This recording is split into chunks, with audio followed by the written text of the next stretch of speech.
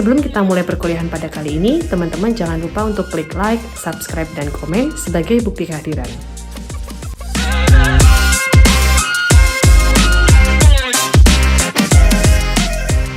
Bismillahirrohmanirrohim. Assalamualaikum warahmatullahi wabarakatuh.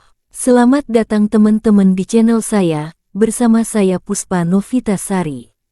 Pada pertemuan kali ini kita akan membahas sumber data dan metode pengumpulan data.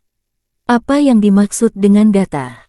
Data adalah kumpulan dari fakta yang dapat berupa angka, simbol ataupun tulisan yang diperoleh melalui pengamatan suatu objek. Data yang baik harus dapat dipercaya kebenarannya, reliabel, akurat, tepat waktu, dan mencakup ruang lingkup yang luas. Data masih bersifat mentah, sehingga orang yang melihat atau membacanya belum bisa mendapat suatu informasi yang utuh. Maka dari itu perlu adanya pengolahan terhadap data yang diperoleh sehingga menghasilkan sebuah informasi yang dapat dipahami. Apa saja manfaat data? Data dapat digunakan sebagai 1. Sebagai dasar membuat keputusan. 2. Sebagai dasar perencanaan. 3. Sebagai acuan implementasi suatu kegiatan. Dan 4. Sebagai bahan evaluasi. Jenis-jenis data dibagi menjadi dua, yakni data primer dan data sekunder. Data sekunder dibagi menjadi dua, yaitu data internal dan data eksternal. Sedangkan data primer juga dibagi menjadi dua, yaitu data kualitatif dan kuantitatif. Data berdasarkan atas sumbernya, yakni data primer dan data sekunder. Yang pertama, yaitu data primer. Data primer adalah data yang didapat dan dikumpulkan langsung dari objek yang diteliti oleh orang atau organisasi yang melakukan penelitian. Disebut juga data asli atau data baru. Contoh, data hasil kuesioner terhadap responden, data hasil wawancara langsung, data hasil survei. Yang kedua, yaitu data sekunder. Data sekunder adalah data yang diperoleh dari pihak atau sumber lain yang telah ada. Jadi penulis tidak mengumpulkan data langsung dari objek yang diteliti. Biasanya data sekunder diperoleh dari penelitian-penelitian terdahulu dan data diterima dalam bentuk jadi, seperti diagram, grafik, tabel. Disebut juga data yang tersedia. Contoh, data sensus penduduk oleh BPS, data penyakit kanker yang dikeluarkan oleh WHO, data startup di Indonesia yang dikeluarkan oleh Kementerian Kominfo. Jenis-jenis data sifatnya, yakni data kualitatif dan kuantitatif. Yang pertama, data kualitatif. Data kualitatif adalah data deskriptif atau data yang tidak berbentuk angka, biasanya dinyatakan dalam bentuk verbal, simbol, atau gambar. Data kualitatif dapat diperoleh melalui wawancara, kuesioner, observasi, studi literatur, dan lain sebagainya. Data kualitatif biasanya bersifat objektif, sehingga setiap orang yang membacanya akan menimbulkan penafsiran yang berbeda. Contoh data kualitatif yaitu 1. Kuesioner tentang tingkat kepuasan pasien di suatu rumah sakit. 2. Kualitas pelayanan di hotel, dan lain-lain. Yang kedua, data kuantitatif. Data kuantitatif dapat diperoleh dengan melakukan survei untuk mendapatkan jawaban rigid berupa angka. Data kuantitatif ini bersifat objektif, sehingga setiap orang yang membaca atau melihat data ini akan menafsirkannya dengan sama. Contoh, umur Rudi 20 tahun. Tinggi badan rata-rata di kelas A adalah 172 cm. Suhu di kota Jakarta mencapai 37 derajat. Pendapatan per kapita Indonesia mencapai 20 triliun, dan lain sebagainya. Selanjutnya data berdasarkan cara memperolehnya, yaitu data internal dan data eksternal. Yang pertama, data internal. Data internal adalah data yang diperoleh langsung dari suatu organisasi atau tempat dilakukannya penelitian. Contoh, kebutuhan tenaga kerja di suatu perusahaan, jumlah karyawan di perusahaan, tingkat kepuasan karyawan di suatu institusi. Data eksternal adalah data yang diperoleh dari luar organisasi atau tempat dilakukannya penelitian. Data eksternal ini biasanya digunakan sebagai pembanding antara organisasi lain dengan organisasi yang bersangkutan. Yang kedua, data eksternal. Data eksternal adalah data yang diperoleh dari luar lingkup kerja kita. Contoh, data kependudukan yang dikeluarkan oleh BPS, data penjualan produk perusahaan lain, jumlah siswa di sekolah lain. Berikutnya data berdasarkan waktu pengumpulannya, yaitu data cross-section dan data berkala. Yang pertama, data cross-section. Data cross-section adalah data yang diambil pada satu periode waktu tertentu sehingga ia membutuhkan data di waktu lain jika ingin melakukan perbandingan.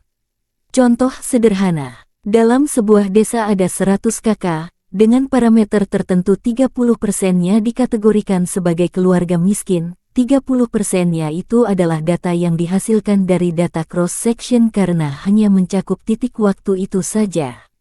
Untuk melakukan perbandingan apakah di desa tersebut angka kemiskinan menurun atau naik, maka ia membutuhkan data-data yang sebelumnya telah diteliti, diantaranya data penjualan suatu perusahaan pada bulan Februari tahun 2018, data keuangan perusahaan pada bulan Mei tahun 2015. Yang kedua, data berkala. Data berkala adalah data yang diambil secara kontinu dari waktu ke waktu untuk mengetahui perkembangan dari objek yang sedang diamati atau diobservasi. Data ini nantinya akan diamati pola perubahannya dari periode ke periode.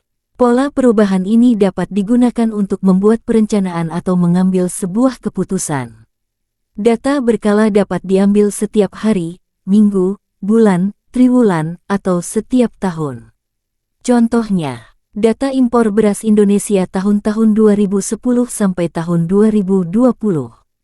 Jumlah penjualan per hari selama bulan Agustus tahun 2019. Hasil pertanian setiap bulan selama tahun 2019. Berikutnya kita akan membahas metode pengumpulan data. Untuk memperoleh data penelitian maka peneliti harus melakukan kegiatan pengumpulan data. Kegiatan ini harus dirancang dengan baik karena bila salah dalam mengumpulkan data maka data yang diperoleh akan sia-sia. Data yang dikumpulkan haruslah data yang relevan yaitu data yang berkaitan dengan masalah yang diteliti. Cara pengumpulan data merupakan teknik yang digunakan peneliti untuk mengumpulkan data. Terdapat beberapa jenis metode pengumpulan data. Untuk data kualitatif, maka pengumpulan data dapat menggunakan metode focus group discussion, observasi, dan wawancara mendalam. Sedangkan untuk data kuantitatif, maka pengumpulan data dapat menggunakan metode survei, dokumentasi, dan wawancara terstruktur. Metode yang pertama, focus group discussion. Metode pengumpulan data untuk memahami sikap dan perilaku khalayak. Biasanya terdiri dari 6-12 orang yang secara bersamaan dikumpulkan, diwawancarai yang dipandu moderator. Moderator dapat dirangkap oleh peneliti. Tidak ada jawaban yang benar atau salah. Setiap orang harus merasa bebas untuk menjawab, berkomentar atau mengemukakan pendapat positif, negatif asal sesuai dengan masalah yang didiskusikan.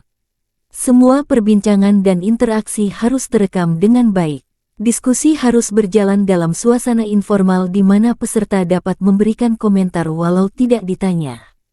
Moderator harus dapat membangkitkan suasana diskusi agar tidak ada peserta yang mendominasi pembicaraan atau diam. Metode yang kedua, observasi. Pengumpulan data melalui pengamatan dan pencatatan oleh pengumpul data terhadap gejala peristiwa yang diselidiki pada objek penelitian. Sifat, tidak ada interaksi antara objek yang diamati dengan pengamat pengumpul data.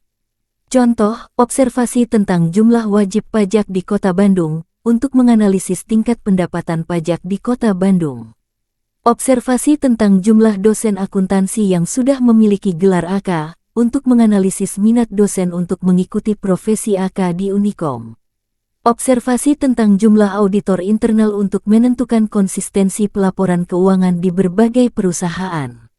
Persiapan observasi meliputi isi pengamatan, data apa yang akan diamati, objek pengamatan, apa siapa yang diamati, alat pengamatan, pengamatan langsung atau menggunakan alat bantu, waktu pengamatan, kapan pengamatan akan dilakukan, dokumentasi pengamatan. Pencatatan langsung atau menggunakan alat bantu.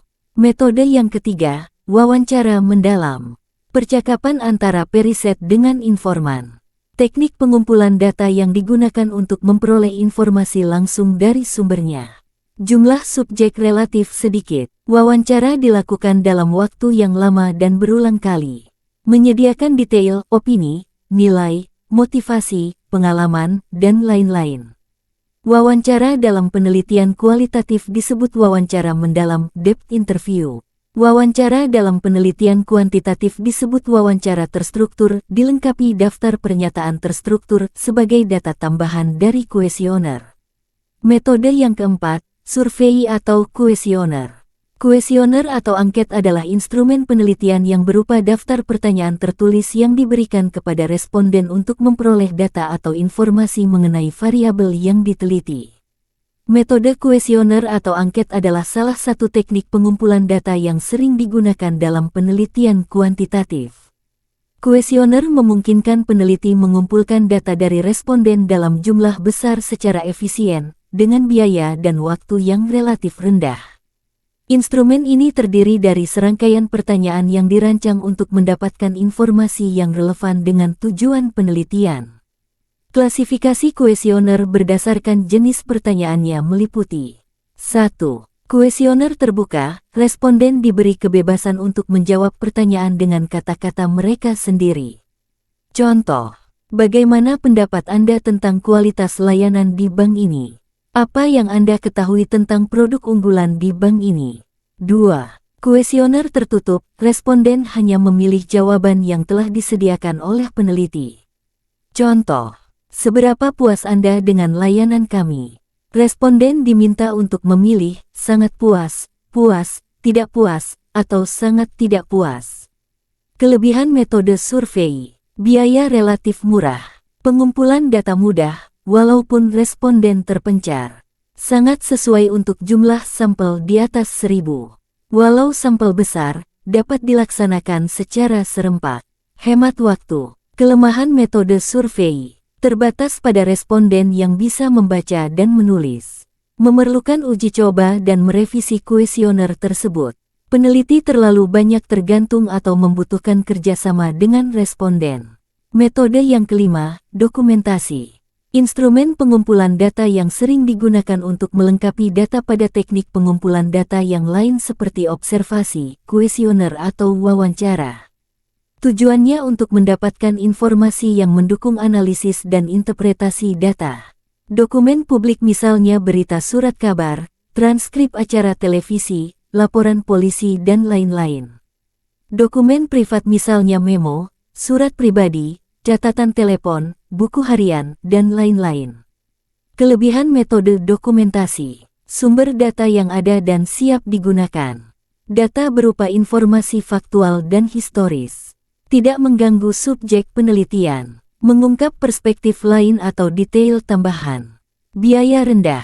Kelemahan metode dokumentasi. Keterbatasan aksesibilitas dokumen. Keabsahan dan keandalan data yang diragukan.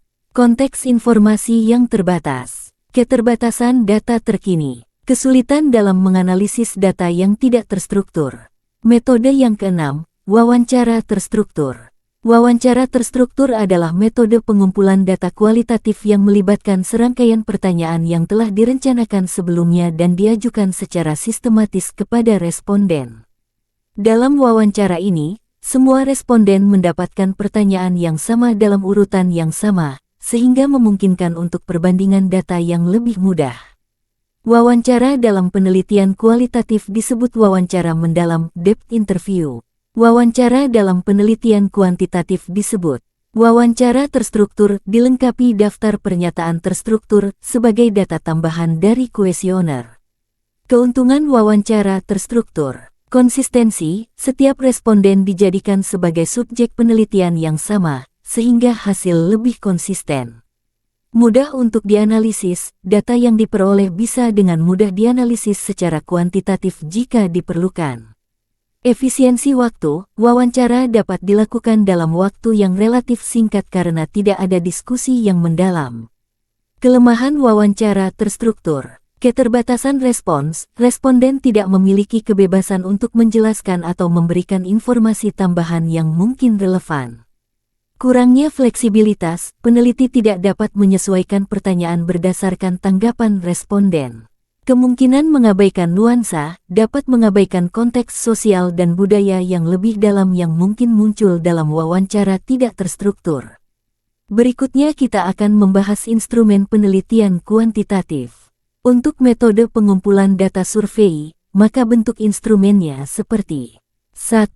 Daftar pertanyaan kuesionare. 2. Daftar cocok checklist. 3. Skala skale. 4. Inventory. Untuk metode pengumpulan data dokumentasi, maka bentuk instrumennya seperti 1. Tabel. 2. Foto. 3. Produk tertulis tercetak. 4. Rekaman. Untuk metode pengumpulan data wawancara, maka bentuk instrumennya seperti 1. Pedoman wawancara. 2. Daftar cocok checklist. 3. Telepon. Demikian materi perkuliahan kita pada pertemuan kali ini, semoga bermanfaat untuk teman-teman semua. Jangan lupa untuk like, komen, dan subscribe agar tidak ketinggalan konten kami. Wassalamualaikum warahmatullahi wabarakatuh. Nah, demikian pembahasan pada perkuliahan kita kali ini. Semoga menambah wawasan dan pengetahuan teman-teman semua. Kita ketemu lagi di lain kesempatan. Terima kasih. Assalamualaikum warahmatullahi wabarakatuh.